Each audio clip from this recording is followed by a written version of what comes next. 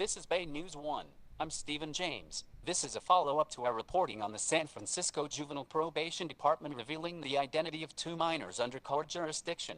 We reported that the video, produced in part by SFJPD, the San Francisco Public Library and the Mayor's Office of Families, Children and Youth, not only clearly revealed the minors' identities, but the video was shown in the public library and on cable television multiple times. No releases were signed from the minors, parents or attorneys as required by department policy. The identities were exposed in violation of state law. To be clear, we stand behind our reporting. On January 28, 2018, Chief Probation Officer Alan Nance sent a department-wide email in response. In his email to all Juvenile Justice Center personnel stated, quote, "A number of allegations against my office and other managers regarding youth privacy and confidentiality," unquote. Chief Nance went on to say, quote, "Please know that my office and our managers value the privacy and confidentiality of each youth referred to our office. We make decisions regarding those youth in accordance with federal and state law, and take this obligation with great care," unquote. 17 days later, on February 14th,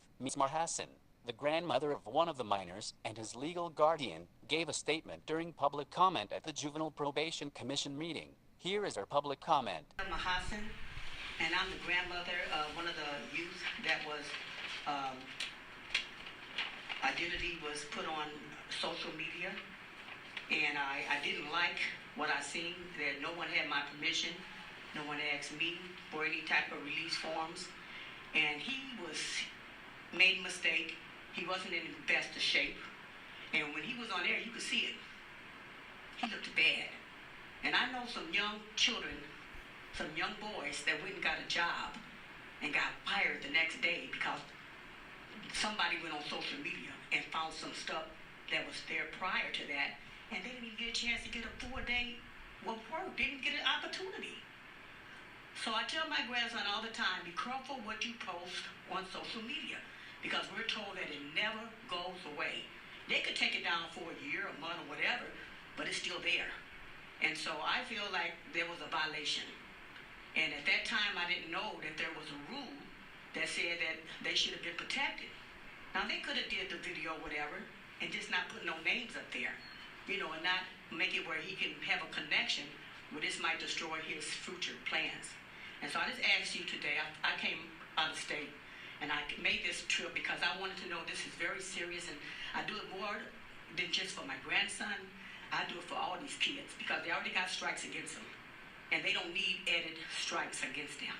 And so we need to be protecting them. And if people are in responsible positions and they know this is a law or this is a rule, they should be abiding by that law or that rule. So please don't push this under the cover. Please, look at it and see what we could do to make sure it doesn't happen again. And that I don't judge anybody's intentions, but I knew this didn't make any sense, and he didn't look good. And I would sure hate for this to come back and hunt him later. Judge for yourself. After 2 months, Ms. Marhassan has not been contacted by the Chief Nance or his representatives. She said she was disappointed that she had to fly, at her own expense, from St. Louis, Missouri to get answers since her phone calls and emails went unanswered by Chief Nance. Marhassan is still waiting for a response from the San Francisco Juvenile Probation Department. She is seeking legal counsel. Reporting from San Francisco's Juvenile Justice Center, I'm Stephen James, Bay News 1.